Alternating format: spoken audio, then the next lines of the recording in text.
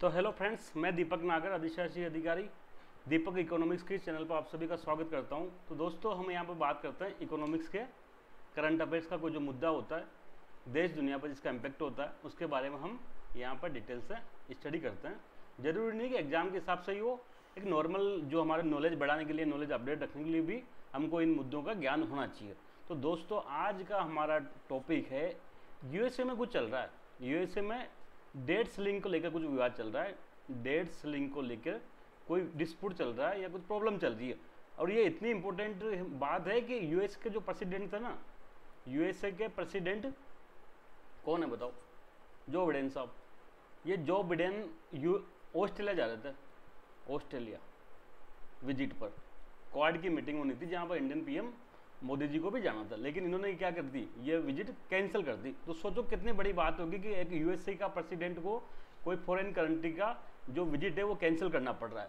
साथ में कई सारे जो इकोनॉमिक्स है ना, कई सारे इकोनॉमिस्ट है वो चेतावनी दे रहे कि इससे पूरी दुनिया पर इम्पैक्ट पड़ेगा, पूरी दुनिया पर, केवल यूएसए पर नहीं।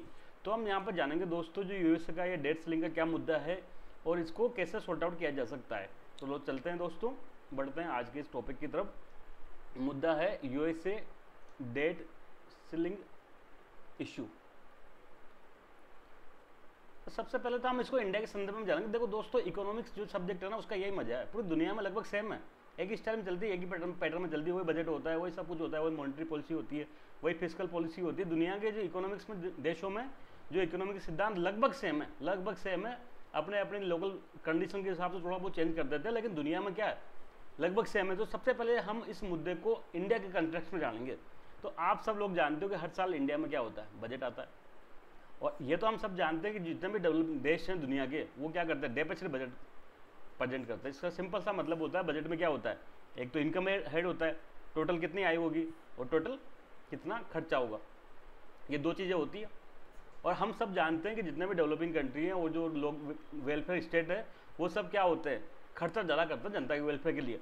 तो हमेशा एक्सपेंडिचर ज़्यादा होता है। और जो ये जो तो भी ज़्यादा है तो फिर भरपाई कैसे होगी, भरपाई के लिए गवर्नमेंट बोरो करती है।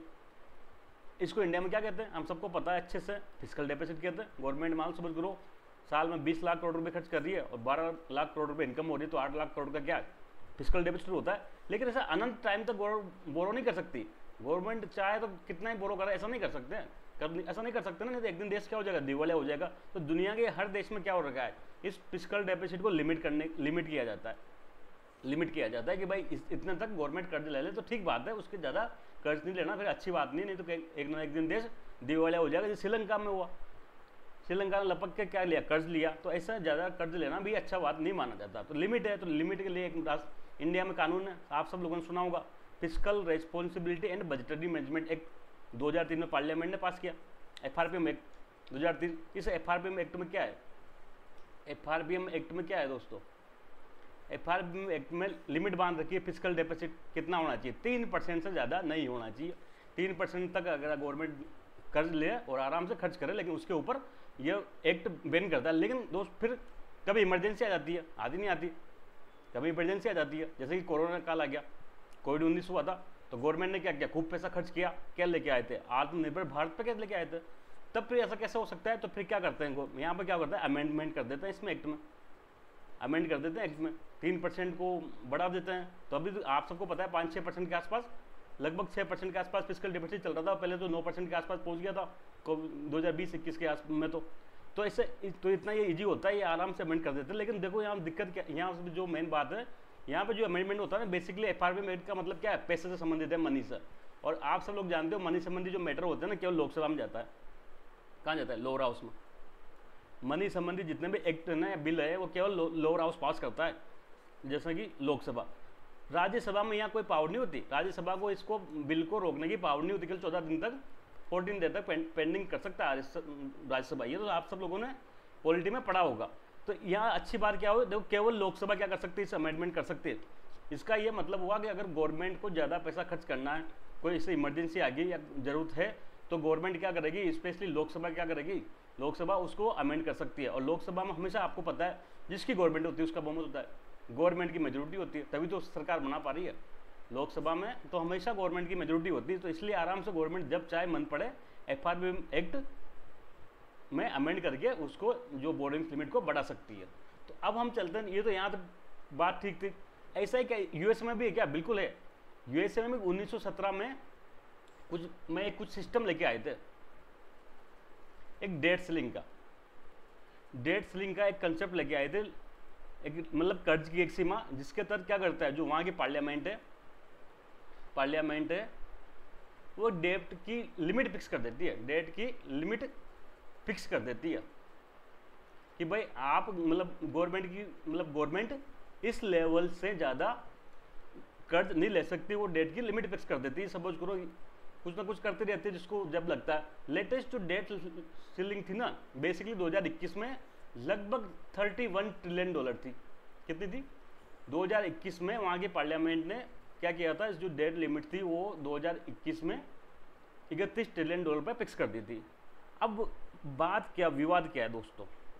विवाद है कि जो ये $31 ट्रिलियन थी, मतलब जो यूएसए की गवर्नमेंट है वो $31 ट्रिलियन तक पैसा उधार ले सकती है, वो लिमिट खत्म हो गई। $31 ट्रिलियन की जो लिमिट थी, वो लिमिट जनवरी 2023 में समाप्त होगी। मतलब 2023 तक जनवरी में गवर्नमेंट ने इतना पैसा उधार ले चुका। अब गवर्नमेंट के पास न्यू पैसा बोरो नहीं कर सकती, गवर्नमेंट नया पैसा बोरो नहीं कर सकती। तो एक बार बताओ, गवर्नमेंट के एक्सपेंडिचर है वो कैसे पूरे होंगे? गवर्नमेंट ने कई सारे पैसे उधार लेती है, हम सबको पता है, ट्रेजरी बिल वगैरह गवर्नमेंट सिक्योरिटी जारी करती है। तो यहाँ के जो यूएसए की गवर्नमेंट ने समझ को कुछ पैसे उधार ले रखे थे ट्रेजरी बिल के माध्यम से या फिर बॉन्ड के माध्यम से। इस बोरो को कैसे पे करेगी? इसको पे नहीं करेगी तो यूएसए का गवर्नमेंट क्या हो जाएगी? डिफॉल्ट हो जाएगी। मतलब अमेरिका जैसा दुनिया की सबसे पावरफुल देश, दुनिया का सबसे लार्जेस्ट जीडीपी वाला देश, लार्जेस्ट आर्मी वाला देश, दुनिया की सबसे बड़ी महाशक्ति क्या कर रहा है? अपना कर्ज नहीं चुका पाएगा। कितनी बुरी बात होगी ये, अगर कोई समझ करो अमेरिका जैसा देश अगर डिफॉल्ट हो जाएगा, अपना कर्ज नहीं चुका पाएगा, तो पूरी दुनिया में इससे है ना फाइनेंशियल कंडीशन पर फर्क पड़ेगा दोस्तों। अमेरिकन डॉलर पूरी दुनिया में चलता है, सबसे पावरफुल ग्लोबल रिजर्व करेंसी होती है। अगर अमेरिका ने डिफॉल्ट कर दिया, मतलब अमेरिकन सरकार लोन नहीं चुका पाती, तो पूरी दुनिया के फाइनेंशियल मार्केट में, शेयर मार्केट में बहुत बड़ी गिरावट आएगी और पूरी दुनिया पर इसका इम्पैक्ट देखा जाएगा। तो ये था मुद्दा। अब इसी को क्या करना है? इसी को जनवरी 2023 में लिमिट खत्म होगी। तो फिर सर इतना दिन से 4-5 महीने तो होगी, काम कैसे चल रहा था? तो कुछ एक्स्ट्रा ऑर्डिनरी पावर होती है गवर्नमेंट के पास में, कुछ एक्स्ट्रा ऑर्डिनरी एफर्ट करके अब तक काम चला लिया।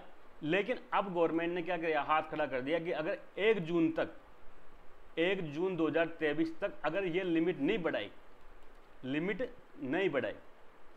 जो लिमिट है $31 ट्रिलियन, ये नहीं बढ़ाए तो यूएसए क्या हो जाएगा?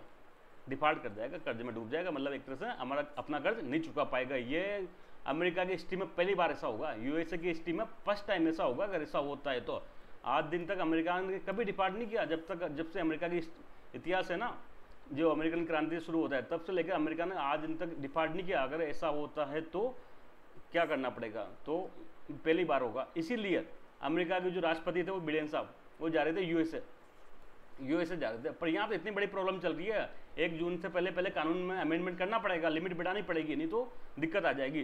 तो इन्होंने क्या किया? अपनी पोस्टपोन कर दी डेट, अपनी वो जो विजिट थी पोस्टपोन कर दी या कैंसिल कर दी। अब बाद में कभी जाएंगे तो जाएंगे, नहीं तो उनकी मर्जी। तो दोस्तों ऐसा क्यों हो रहा है? जब वहाँ के मतलब ऐसे डिफॉल्ट में हो सकता है तो वहाँ के नेताओं को क्या मजा रहा है? वहाँ की पार्लियामेंट लिमिट क्यों नहीं बढ़ा देती? तो इसके पहले सबसे पहले हम यूएसए की पॉलिटिकल स्ट्रक्चर देखेंगे। यूएसए के आप पॉलिटिकल स्ट्रक्चर देखो तो वहाँ 2 पार्टी होती है। सब मानते मतलब 2 पार्टी नहीं है, अमेरिका में ज़्यादा पार्टी है, लेकिन 2 पार्टियों की गवर्नमेंट रहती है, पावरफुल दो पार्टी है। और भी पार्टी है पर इनकी गवर्नमेंट इन्हीं की रहती है, पावरफुल में रहती है। 2 पार्टी कौन कौन सी हम सब जानते हैं? एक तो डेमोक्रेटिक होती है, डेमोक्रेट्स। कौन सा डेमोक्रेट्स है? ओबामा साहब थे। अभी के जो प्रेसिडेंट है वहाँ के जो बिडेन, ये जो बिडेन भी किससे पार्टी के हैं? ये जो बिडेन डेमोक्रेटिक पार्टी के हैं, ठीक है। एक होती है रिपब्लिक पार्टी के नेता कौन थे? हम सबको पता है, डोनाल्ड ट्रंप, जो पिछली बार तक प्रेसिडेंट थे वहाँ पे। पिछली बार इन जो बिडेन ने इनको हरा दिया था।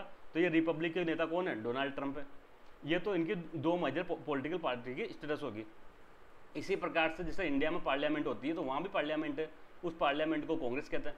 इंडिया में संसद कहते हैं, वहाँ पे क्या कहते हैं? उसको कांग्रेस कहते हैं। तो भारत के पार्लियामेंट में कितने सदन होते हैं? 2 सदन होते हैं, बाईकैमरल होती है। एक तो लोअर हाउस होता है जिसको इंडिया में क्या कहते हैं? लोकसभा कहते हैं। एक अपर हाउस होता है, इसको राज्यसभा कहते हैं इंडिया में। तो वहाँ पर भी 2 दो सदन है कांग्रेस के। एक तो लोअर हाउस जो जनरली पब्लिक द्वारा चुना जाता है, हाउस ऑफ रिप्रेजेंटेटिव। अब आपको ये बात तो याद होगी कि लोअर हाउस से जनता द्वारा चुना जाता है, और यहाँ पे हमेशा जिसकी गवर्नमेंट होती है उसका बहुमत होता है। तो यहाँ पर किसकी गवर्नमेंट है? यहाँ पर डेमोक्रेटिक की गवर्नमेंट है, तो डेमोक्रेटिक की मेजोरिटी है, ठीक है। लेकिन दूसरा सदन दोस्तों जो अपर हाउस होता है उसको यहाँ पे सीनेट कहते हैं, सीनेट कहते हैं। और इस पे क्या होता है? रिपब्लिक का बहुमत होता है, रिपब्लिक का मेजोरिटी वर्तमान टाइम में। ये सेम ऐसी स्थिति है कब? जब 2014 में प्रधानमंत्री बने थे मोदी जी, तब बीजेपी को या एनडीए को बहुत भारी बहुमत मिला था, ये तो हम सबको पता है। तो यहाँ लोअर हाउस में तो खूब मेजोरिटी थी, लेकिन अपर हाउस में उस टाइम राज्यसभा में बीजेपी को पावर नहीं थी, इसलिए कोई भी बिल क्या हो जाता था, कोई बिल यहाँ पर अटक जाया करता था। ये लोअर हाउस, ये अपर हाउस। 2014 में ये तो स्थिति थी, लोअर हाउस में बीजेपी को प्रचंड बहुमत था, लेकिन अपर हाउस में नहीं था। अब हम जानते हैं कोई भी बिल बनाने के लिए क्या होता है, दोनों हाउस से पास होना पड़ता है। तो अगर किसी गवर्नमेंट के पास लोअर हाउस में मेजोरिटी है लेकिन अपर में नहीं है, तो क्या वो उसको बिल को या कानून पास करा पाएगी? नहीं करा पाएगी। ऐसे ही यहाँ स्थिति है, लोअर में क्या है, हाउस ऑफ रिप्रेजेंटेटिव कहते हैं। और डेमोक्रेट्स जो वहाँ के प्रेसिडेंट है, डेमोक्रेटिक, इसी के प्रेसिडेंट है जो बिडेन, इन्हीं की गवर्नमेंट है यहाँ पर। और यहाँ पर अपर हाउस जिसको सीनेट कह रहे हैं हम, इस पर मेजोरिटी किसकी है? इस पर मेजोरिटी है रिपब्लिक की, जो डोनाल्ड ट्रम्प की पार्टी है। अब इनकी मेजोरिटी है, मतलब हो गया ना। देखो, एक सदन में तो गवर्नमेंट जिसकी है उसका बहुमत है, दूसरे सदन में जिसकी गवर्नमेंट नहीं है विपक्ष की बहुमत है। तो अब ये जो बिडेन चाहते हैं क्या? लिमिट बढ़वाना, लिमिट बढ़वाना। जो डेट सीलिंग है, कर्ज की जो सीमा है उसकी लिमिट बढ़ाना चाह रहे हैं। इनकी तो सरकार है, इनको सरकार चलानी है, लेकिन उसको क्या करना पड़ेगा? पास होना पड़ेगा। कौन से? दोनों से, इस लोअर हाउस से भी और अपर हाउस से भी। अब अपर हाउस में मेजोरिटी किसकी है? रिपब्लिक की है, तो रिपब्लिक इस पर राजी नहीं हो रहे। रिपब्लिक क्या हो रहे हैं? एग्री नहीं हो रहे। रिपब्लिक कह रहे हैं हम ऐसे लिमिट नहीं बढ़ाएंगे, पहले आप क्या करो, खर्चे में कटौती करो। ऐसे बिना बात ही पैसे उधार ले लेके खर्चे कर रहे हो, तो आपको ऐसा नहीं चल पाएगा। पहले आप अपने जो गवर्नमेंट का फालतू खर्चा कर रहे हो उसमें कटौती करो, उसके बाद क्या करेंगे हम ये लिमिट बढ़ाएंगे।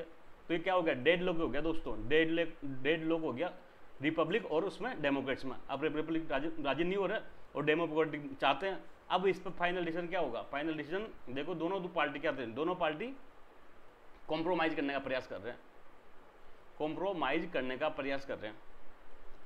वहाँ के प्रेसिडेंट वगैरह एफर्ट कर रहे हैं किसी प्रकार से कोई समझौता हो जाए डेमोक्रेटिक और रिपब्लिक के बीच में, ताकि ये लिमिट बढ़ाई जा सके। तो क्या ये यूएसए की स्टीम पहली बार है? नहीं, यूएसए में ऐसा कई बार हो गया। यूएसए में ये जो डेडलॉक है कई बार हो चुका, लेकिन कई बार हो चुका, लेकिन हर बार कुछ ना कुछ क्या हो जाता है, कुछ ना कुछ एग्रीमेंट हो जाता है, हर बार कुछ ना कुछ कॉम्प्रोमाइज हो जाता है दोनों पार्टियों के बीच में, और डेट लिमिट बढ़ा दी जाती है। मतलब डेट लिमिट इंक्रीज कर दी जाती है, जिससे क्या होगा, जिससे देश डिफॉल्ट। देखो, कोई भी पार्टी ये नहीं चाहती कि उसका देश डिफॉल्ट कर जाए।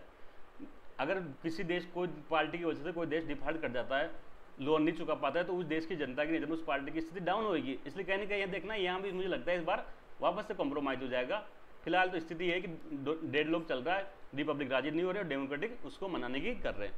तो दोस्तों ये पूरा मुद्दा था यूएसए का डेट सीलिंग का। हम एक बार इसको नोट्स के माध्यम से भी देख सकते हैं। देखो, सबसे पहले तो इसमें यूएसए की जो दो मेजर पॉलिटिकल पार्टीज है, इसको हम समझे बिना इस मुद्दे को समझ नहीं सकते। सबसे पहले तो कौन सी? डेमोक्रेटिक है, जिसके नेता जो बिडेन है, जो वर्तमान में प्रेसिडेंट है। मतलब गवर्नमेंट कौन सी पार्टी की है? गवर्नमेंट है डेमोक्रेटिक पार्टी की। विपक्ष में कौन है? Republic party. इसके नेता कौन थे? डोनाल्ड ट्रम्प थे। अब यूएस के पार्लियामेंट के दो हाउस होते हैं, लोअर हाउस में तो जिसकी गवर्नमेंट होती है उसकी मेजोरिटी होती है हमेशा। तो यहाँ पर क्या डेमोक्रेटिक की मेजोरिटी। लेकिन विवाद क्या है? विवाद है कि सीनेट में रिपब्लिक का बहुमत है, और ये रिपब्लिक का मेजोरिटी होने के कारण ये जो अमेंडमेंट होएगा उसको ये सहयोग नहीं कर रहा है। तो what is the date ceiling? तो डेट सीलिंग बेसिकली वहाँ 1917 में कंसेप्ट आया था, जिसमें क्या होता है, कांग्रेस ने क्या करी? लिमिट फिक्स कर दी। कांग्रेस ने क्या किया? लिमिट फिक्स कर दी कि भाई गवर्नमेंट इससे ज़्यादा बोरो नहीं कर सकती। अगर गवर्नमेंट को इससे ज़्यादा बोरो करना पड़ेगा तो लिमिट को बढ़वाना पड़ेगा कांग्रेस से। अब लेकिन गवर्नमेंट को पैसा तो चाहिए नहीं चाहिए? बताओ, गवर्नमेंट ने जो पैसा उधार लिया था उसको चुकाना पड़ेगा, तो वो वहाँ पर काम आएगा। गवर्नमेंट का कई सारे एक्सपेंडिचर होते हैं, डिफेंस पे होता है, रेलवे पे होता है, कई चीज़ें होती है, वो सब खर्चा पैसा चाहिए रहता है। तो अभी तो यही हुआ दोस्तों, जो मई में है ना जो यूएसए गवर्नमेंट ने क्या हुआ, जो जनवरी 2023 में जो लिमिट थी वो खत्म हो चुकी है। कुछ टाइम तो गवर्नमेंट ने 3-4 महीने तो कैसे न कैसे करके टाइम पास कर लिया। गवर्नमेंट यूजिंग एक्स्ट्रा ऑर्डिनरी जो मेजर थे उसके माध्यम से 4 महीने काट दिए, लगभग मई आ गया। लेकिन अब गवर्नमेंट ने हाथ खड़े कर दिए कि अगर ये लिमिट नहीं बढ़ाई जाएगी तो हम क्या करेंगे, हम डिफॉल्ट कर देंगे। Now government don't have money. तो यूएसए जो रिपब्लिक पार्टी है ना, ये एग्री नहीं कर पा रही। ये एग्री नहीं कर रही। क्यों? क्योंकि चाहते हैं कि खर्चा कम करो, तुम बिना बात उधार ले लेके खर्च कर रहे हो, पैसे लुटा रहे हो, तो क्या करो, खर्चा कम करो, government should cut expenditure. USA जो प्रेसिडेंट है ना, उसने पे क्या किया, इस विवाद को निपटारा करने के लिए क्वाड की मीटिंग कैंसिल कर दी। ऑस्ट्रेलिया जाना था इनको, लेकिन वो मीटिंग इन्होंने कैंसिल कर दी। तो यूएसए में डिफॉल्ट डेप्ट ऑब्लिगेशन है, 1 जून से क्या होगा, इसका जो डिफॉल्ट कर जाएगा उसको डेट को कर्ज नहीं चुका पाएगा। तो ये कोई अच्छी बात नहीं। कोई देश आज दिन तक, इंडिया कोई भी देश नहीं चाहता डिफॉल्ट करें। हम डिफॉल्ट कितना, अगर हम आम जिंदगी में इसको देखें, कोई अभी भी व्यक्ति डिफॉल्ट हो जाता है, इसका मतलब वो किसी का कर्जा नहीं चुका पा रहा, तो उसको हम क्या करते हैं, दिवालिया घोषित कर मान लेते हैं। तो कोई देश का दिवालिया होना कितनी बेशर्मी की बात है, और पूरा उसको लंबे दीर्घकालिक प्रभाव पड़ता है वहाँ की इकोनॉमी पर। तो दोस्तों आज का मुद्दा यही समाप्त था। हम जल्दी मिलेंगे, तब तक के लिए थैंक यू, जय हिंद।